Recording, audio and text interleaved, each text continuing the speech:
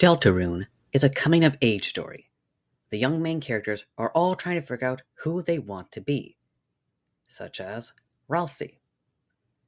Ralsei has been alone all his life and has staked his entire identity on serving the heroes of light and being friendly. But he's never been a friend to anyone before. He doesn't even know what it means to be a good friend. As Ralsei spends more time with people, he begins to question who he actually wants to be. He even outright confides in Chris that he wants to know how to be himself. He might be a bit suspicious since he might prioritize the prophecy over his friends, but he's trying to be a good person. His nice versus good conflict is contrasted with Susie. All of her classmates decide she's scary, despite doing nothing wrong initially, so she leaned into it and became a bully to feel in control of the role assigned to her. But she's actually a very caring person, and this is evident before her character arc in Chapter 1, as she voices concern for Chris when they were first attacked by Lancer. Speaking of Lancer, when she takes a liking to him, she becomes a protective but vulgar big sister to him for the rest of the series. Susie finds a way to be a good friend without sacrificing who she is. And we can't talk about Susie without talking about Noelle. Her arc in the Dark World serves as a sort of practice for the Light World. She goes along with Queen's plans for her happiness until she finally stands up for herself after a venture of learning her capabilities. She goes from an obedient daughter to her own person. But if the player goes down the weird route, she internalizes something different from assertiveness: power, to take control over your life as well as others. And she carries that lesson into the Light World to where she won't accept help with a video game, won't let anyone else have agency. Which leads us to Birdley. He defined himself by his intellect, but during a puzzle, Susie got a chance to challenge his self-perception. Who is he really? He only came to the conclusion that he has to be the smart one because of a spelling bee, one that he won solely because his competitor, Noelle, stumbled on the word December. Yet he still positioned himself as above others, even putting Noelle in second place to himself. He missed out on connecting with Susie and Chris, missed out on being able to grow from shortcomings because of this. The adventure in the Dark World gave him an opportunity to take himself off of a pedestal to be accepted by his peers. Now that leaves Chris. Where to begin with them? Well, there is their pronouns, something that not all fans respect.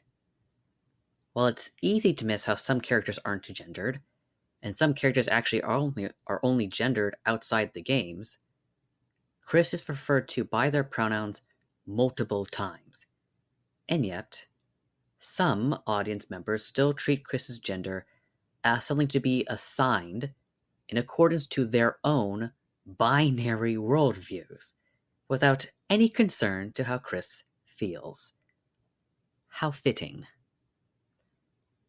While being a gender different from what you're supposed to be is something you realize after assessing your feelings, transitioning is a choice. You have to actively take the plunge to become a version of yourself that is capable of being happier than you are now. But what if you don't have the freedom to do so? Imprisoned in your body, a puppet of expectations, sinking into a despair that grows darker, yet darker. No one can choose who they are in this world, the world of Deltarune. But in the world of Undertale, Mettaton wanted to become a celebrity, and he became that, living an ideal life as his best self. But it's only through careful exploration of the game that reveals how this happened.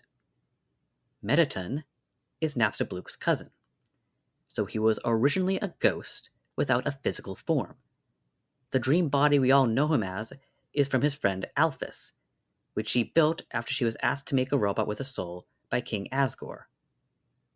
If I was given royal funds, I too would spend it on helping my friends transition. Funny that word transition. Mettaton is trans, going from an old body that he doesn't want to be associated with to a new one. This new life is one that makes him happier, as well as others. His existence gives people hope that things can be better. Part of that is cracking some eggs, both in-game and out of it. Characters just slightly associated with him are trans. His cousin, Napstablook, is non-binary, and their other cousin is a trans woman. Don't recognize her? In the Switch release of Undertale, there's a secret boss, Mad Mew Mew, made by Alphys, possessed by the Mad Dummy, another ghost cousin.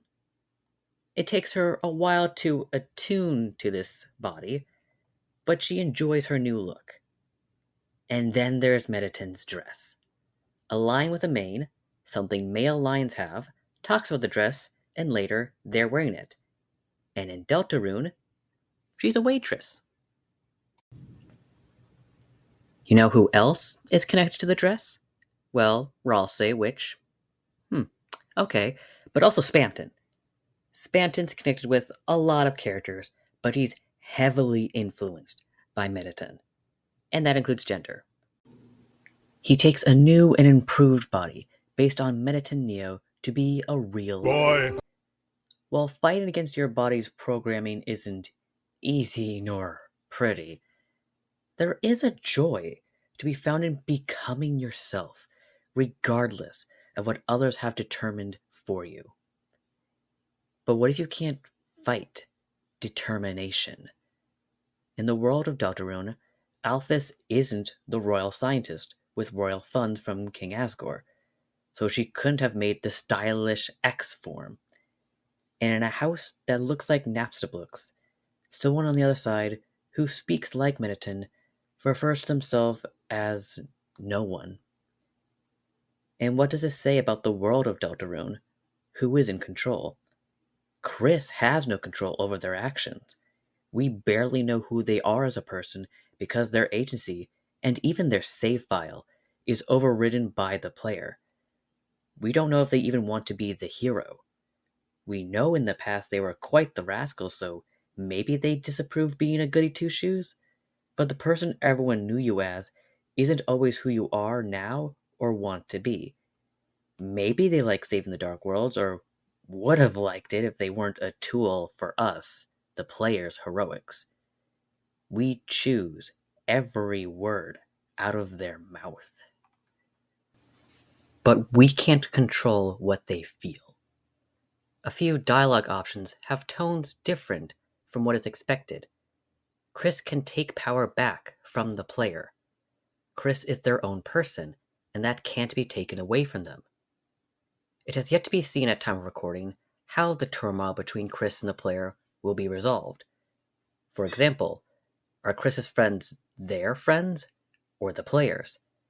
Would Chris be chosen over the player if it came down to it? I want to believe so. Both Chris and Mettaton are hiding secrets about themselves from their loved ones.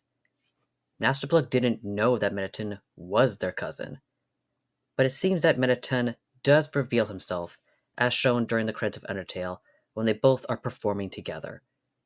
In the same way, Chris will be accepted by their friends and family as themselves. Now is a very dangerous time for trans people, but so long as you are here, you must persist.